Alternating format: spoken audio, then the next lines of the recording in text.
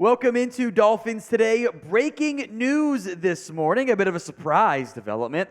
Jeff Wilson, the running back, is heading to IR with an undisclosed injury. He had missed some days at practice at training camp, wasn't involved in the preseason, but this one was not expected, as Wilson will now miss at least the first 4 weeks of the regular season. We'll get more into it, the other moves, the expected ones. Justin Bethel, by the way, is also back for Miami.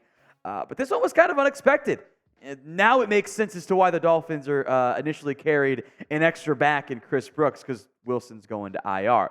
When news happens, we have you guys covered, even if it's just chaos stuff. We will keep you covered here. YouTube.com/Dolphins News. Free videos all throughout the season right here on the show. It is a notable loss for Miami, at least to begin the year. In theory, whatever this injury is, which again, we don't have the details, or at least they're not publicly available. At some point, I'm sure one of the Dolphins insiders, actual reporters, will send it out there. But Wilson was a key piece of the Dolphins' ground game last year and was going to be a key piece for Miami this season, where he had 92 carries in 8 games. He was getting about 10, 11, 12 touches per game and was very efficient. He and Raheem Mostert, both very efficient runners in terms of approaching 5 yards per carry. And with what we saw briefly in the preseason, I was excited about more success on the ground. So with Jeff Wilson now going to injured reserve, there are still 4 backs on the Dolphins' active roster, not including fullback Alec Ingold. Raheem Mostert remains RB1. There were a lot of fantasy people that had Jeff Wilson way above Raheem Mostert. Kind of weird to me. I thought I was always going to be Mostert. I don't know. Maybe I'm done. Achane, who's also a bit nicked up right now, along with Salvon Ahmed, but I'm thinking should be good to go for week 1. We'll see on that. Both of those players are RB2, RB3, and then UDFA Chris Brooks. I had thought made the team because they didn't want to risk losing him. Well, now we know he made the team because Jeff Wilson was going to go to injured reserve. So give me your one-word reaction to Jeff Wilson heading to IR. Surprised could be a decent one, or maybe you knew it was coming expected. Indifferent, who cares, whatever. One word only. Go vote for me in the comment section, the pinned comment, if the ad comes here on YouTube, write it now. Look, okay is like my kind of one word. Like, it's kind of disappointing, but they'll be fine. As long as Mostert doesn't also hurt at the same time. Mostert and Wilson always miss time. Those guys are never 100% healthy, but it does give the Dolphins, the flexibility to hopefully have one out there. They'll be okay. Now, what I would bet you end up seeing happening in Miami is a rather unfilled practice squad, still 6 spots left. I would not be shocked if a running back is added there, whether it's an old guy or a young guy. You have the flexibility there. Just in case Achane and or Ahmed aren't ready to go in week 1, you don't want to just have Mostert and just have Brooks. You'd want a third guy to call up, but I'm thinking they'll be okay. But that's at least worth monitoring with Jeff Wilson now on IR. With Wilson out, Raheem Mostert is your unquestioned RB1, at least for now. Would not be opposed to a younger player potentially emerging. Mostert averaged almost 5 yards per carry last year. He's a very solid football player, although not as great as Jonathan Taylor. Although I'll go on my rant here.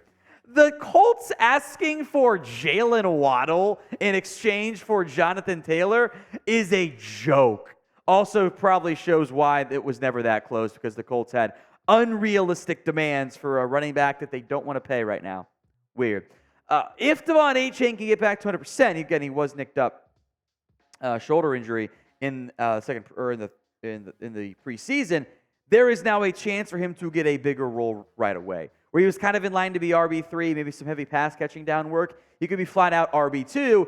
And no disrespect meant towards Jeff Wilson.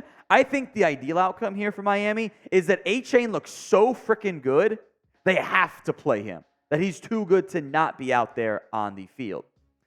Now, Chris Brooks was the UDFA out of BYU who would really impress in the preseason. Offers you a bigger and more physical running style at nearly 6'1", 219. Those were his combine sizes, by the way.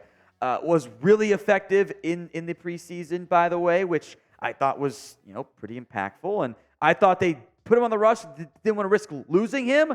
Well, now we know it was because of the fact that Brooks was needed because Wilson's going to go to IR.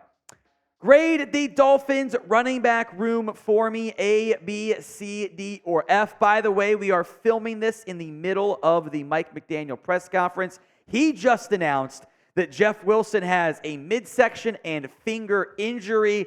They thought that they couldn't protect the injury, so they're going to give him some more time on IR. So midsection and finger injury for Jeff Wilson. And remember to grade the Dolphins running back room A, B, C, D, or F. And we do it live sometimes, and stuff happens. All right, Justin Bethel is back. He is the player the Dolphins have signed to the active roster with the Wilson to IR move here. Another option at cornerback where Miami was trying to get some more pieces. Xavier Howard, Kader Kohu, Cam Smith, Eli Apple, Parry Nickerson, Kelvin Joseph, and Justin Bethel. That's 7 corners, several of whom are going to play key reps for you, I'll call it, on special teams. I'm also very curious who ends up being the scratch on game day. You're probably not going to have 7 corners active, so who's out? Is it Nickerson? Is it Eli Apple? Or maybe Joseph gets the first scratch week 1 to give him some more time. Just got traded, of course, so we'll wait. I'm very curious how that all plays out. That'll be determined more so next week than this week. Now, if you have not already bought this sweet Dolphins Jam shirt, get yours today. Tua and Tyreek Hill on there. They've also got a Dan Marino NFL Blitz jersey, which was an awesome game that I'm just barely old enough to know about. Producer Chris is too young for it. Chatsports.com/DolphinsJam. Links in the comments section and the description of today's show. It is worth mentioning that special team stuff matters here for the Dolphins. And your top 4 special team snap guys are back. Now with Justin Bethel returning, that's a key factor in that consideration. Duke Riley, Van Ginkel. Elijah Campbell's back, but is also banged up. Might not be good to go for week 1, and I don't think will be. I might miss some time there. Clayton Fedulum, I always remember that name, is gone.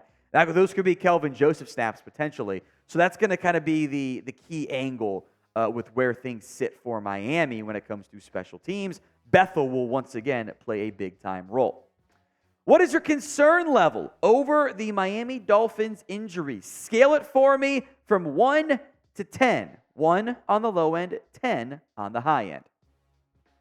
Before we go, we will recap some of the recent news that has gone down. These moves were officially announced. We mentioned them yesterday, but now they're a done deal, so we will recap them again. Jalen Ramsey, as expected, going to IR. Hope is to see him before the season ends up wrapping up, ideally at some point early December. Robert Jones also going to IR. Dolphins went heavy at offensive guard. This was expected as well. So Jones will miss at least the first 4 weeks of the season. Could always be an IR stash if your guards are playing well, too. Tyler Kroft has been re-signed to the 53-man roster. Obviously, you lose Elijah Higgins. By the way, nobody had more waiver claims than Elijah Higgins did. 5 teams tried to get him. Not a chance he was coming back to Miami. Kroft will be tight end 2 behind Durham Smythe, ahead of UDFA Julian Hill. And then Parry Nickerson rounds it out. He is back as a member of the Dolphins organization. I was impressed by him in the preseason, a guy that I have always liked from that perspective. I'm excited to see what happens there with Nickerson. Maybe he's a scratch, but he flashed enough with some inside-outside flexibility. Before we go, fun thing, if you have nothing better going on, the Raiders Report. Our Raiders Report host, Mitchell Renz, is getting a new Raiders tattoo, and he's going to be live for 8 hours as they put the tattoo on him. So you can go troll, by the way. I was told we had to mention it. They didn't say anything about sending over Dolphins fans to go troll Mitch and the Raiders. So you can go subscribe, youtube.com/Raiders Report. I will put the link to the Raiders tattoo live stream in the comments and the description as well. If you want to go troll, I will have, they can always watch and realize I said it, but it's fine. I'm not going to care. Go have some fun over there with Mitch getting his Raiders tattoo.